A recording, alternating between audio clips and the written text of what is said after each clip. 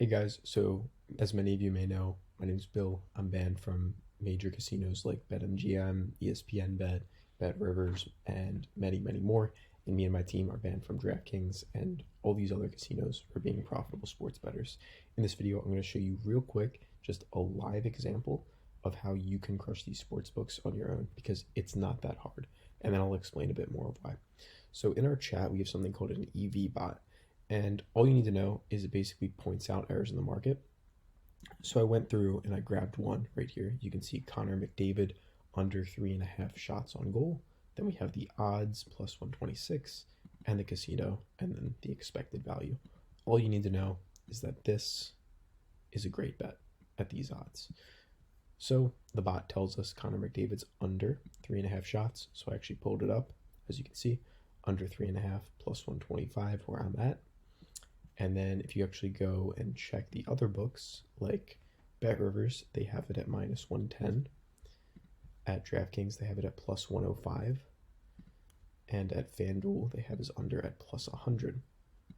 So as you can see right here, if we go in and we bet $100, we're going to win 125 over here. If we headed on to Bet Rivers, if we bet $100, we would win like 95, something like that. DraftKings, if we bet 100, we would win 105, and FanDuel about 100 in profit. So what our bots do and how we demolish these markets is we pick up on small market inefficiencies. So there's small market and big market. So small market are like player props, like a random dude to score, a random dude on his shots over and under. Like for example, like Nick, what's his name, Batum, like his over on rebounds. Random small market things, meaning like small market meaning not a lot of people are betting on them, so the casinos are paying less attention to them, and therefore you can capitalize on them. So we have bots that crush these small market things.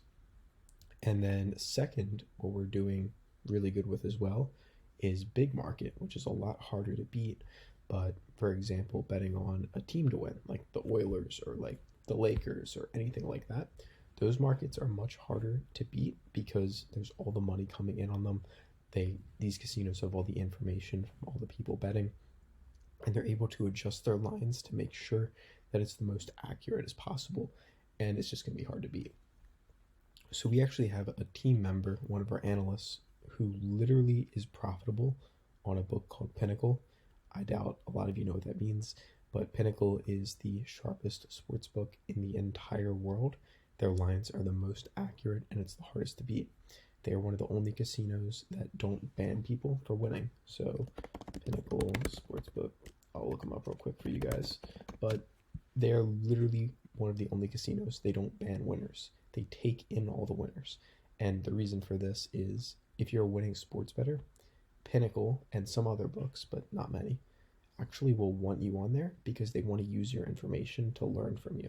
So if they know I'm a winning player, they're like, hey, come bet on Pinnacle, because every time I place a bet, they want that information to know, okay, we need to move our line this way. Oh, this guy's beating us by doing this. We need to make our markets better.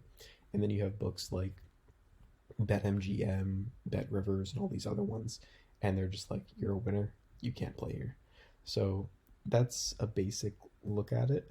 And we have a guy who's profitable on Pinnacle, which is, as I mentioned, the sharpest market in the world because they have all the info from all these pro bettors, and he's beating them, and he's third-party tracked and verified on something called BetStamp. So if you actually head to our website, we have this all tracked, but you can see some of our analyst stats down here. They're absolutely demolishing the books over the long run. The short run, it happens. Like, we're going to have really, really bad weeks. We're going to have really, really good weeks. We don't have some crazy 70% hit rate. That's impossible.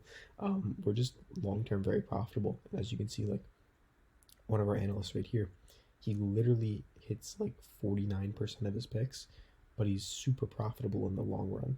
And this is because basically your average odds mean more than your win rate. So like you can bet a lot of underdogs and be profitable and so on. So like as I just mentioned with you here, McDavid's plus 125, minus 110 here, and then so on, whatever he was in the other books. But you can bet picks just like this, plus 125. You're not going to hit 50 to 60% of them, but you'll be profitable if you hit this like 48% of the time, because at plus 125 odds, your break even win rate is probably something in the range of like 43, 44%. Don't quote me, I'm literally just doing this off the top of my head. But we actually do have some calculators on here where you can work out all this stuff. So I can actually go in right now and check. And then 125.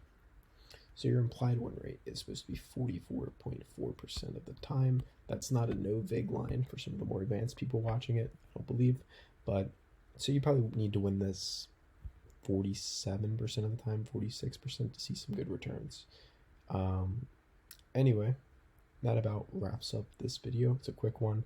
I just want to show you can crush the markets by literally just beating them by 10 to 20 points. So, for example, FanDuel plus 100, you find a plus 125, and granted, it's not always like this. Like, for example, you need it to be an outlier from the entire market. So if FanDuel's at plus 100, but then everyone else is like in the middle at like plus 120 or plus 110, then it's probably not an outlier.